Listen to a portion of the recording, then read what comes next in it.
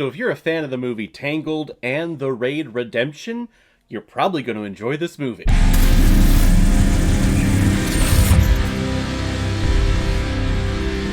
The Princess, released in 2022 on Hulu and is directed by Levon Kiet, who has also directed such pictures like The Ancestral, The Recon, The Rich Woman, and Gentle. And this film is starring Joey King, Olga Kurilenko, Veronica Nigo, and Dominic Cooper, who is one evil son of a bitch. When a princess refuses to win her betrothed, who is one angry and weird evil motherfucker, her entire family is kidnapped and she is locked away in a tower. But this princess has some serious hand-to-hand combat training, and she is able to mow through all of the evil henchmen to get down to the base of the tower to save her family. And I'm serious. Think everything that you like about the Disney movie Tangled and everything that you love about The Raid Redemption, and combine it here. That is this movie. It's not as dark and gloomy as The Raid Redemption is, but it's still not kid-friendly like Tangled is. It's a nice in-between. This movie is a ton of fun, and I did not plan on covering it. I didn't have it on my schedule at all, but I saw the trailer about a month or so ago for this film, and I went, that looks like a ton of fun.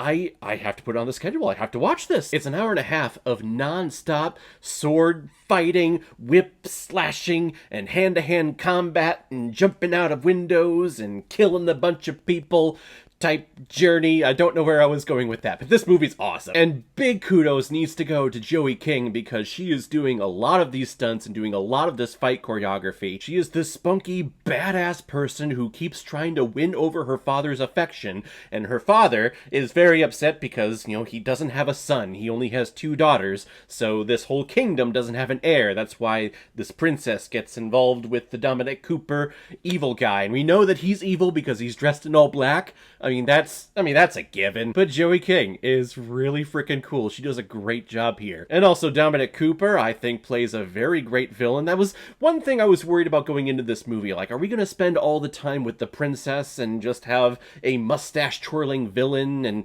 not really cut back to him? But no, we actually cut back to him a lot, and we get a lot of his, I don't want to say backstory, but just a lot of his reasoning as to why he is being a douchebag in this movie. And not saying that I agree with it, but I see where he's coming from, and big kudos to any movie that does that. You have this villainous person that just does everything terrible and does everything evil in the book, but if you can see where they're coming from, the scriptwriters, the filmmakers, they do a great job. But probably the biggest kudos I can give is to the fight choreographer and the stunt choreographer. Kifi Abrika, if I'm pronouncing that incorrectly, which I probably am, I greatly apologize because your name needs to be said in this review.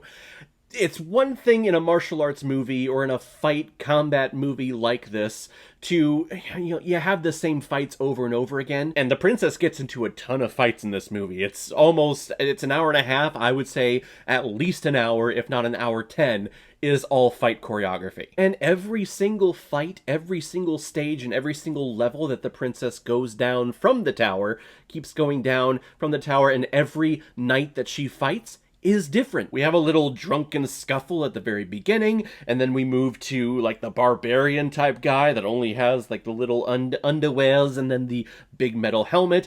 She gets involved with a huge-ass knight and all of the armor. Then she gets involved with a lot of trained people in the kitchen. It's every single fight scene in here had its own feel and had its own style, and I loved watching it. I kept sitting there thinking, okay, when are these fights gonna get dull? Because it always happens. When is this fight gonna feel repetitive? And every single one of them felt brand new and unique.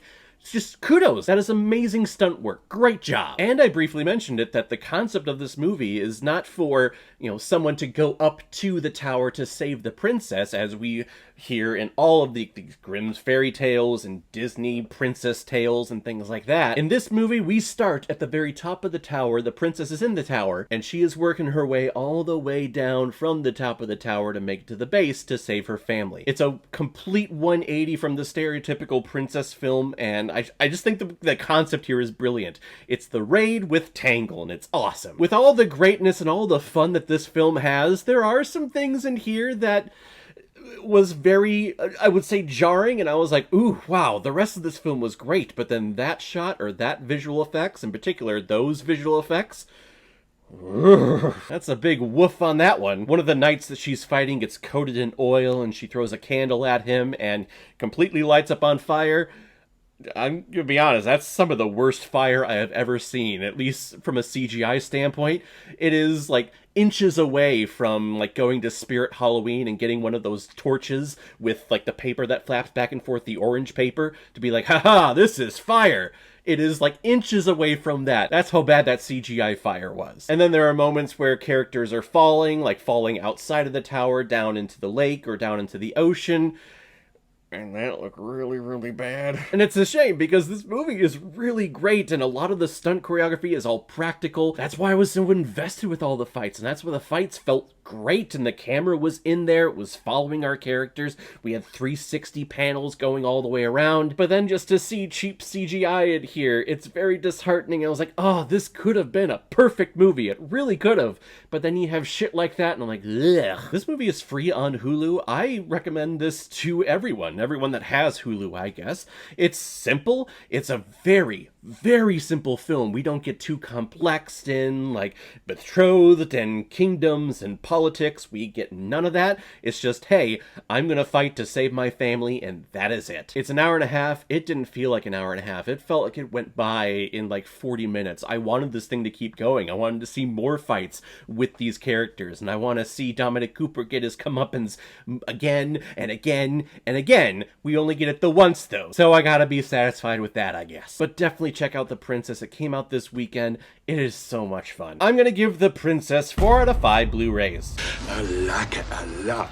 So guys, if you've seen The Princess, what did you think about it? Or if you've never seen it before and you stumbled across it because of this video, then comment below, let me know what you thought about it. And as always, if you like what you see here, if you like my take on movies, then hit the subscribe button and make sure you hit that bell. See you the next time I release my next movie review. So guys, I will see you next time on the channel, but in the meantime, be well, be good to each other, and go watch a movie. Take care, guys.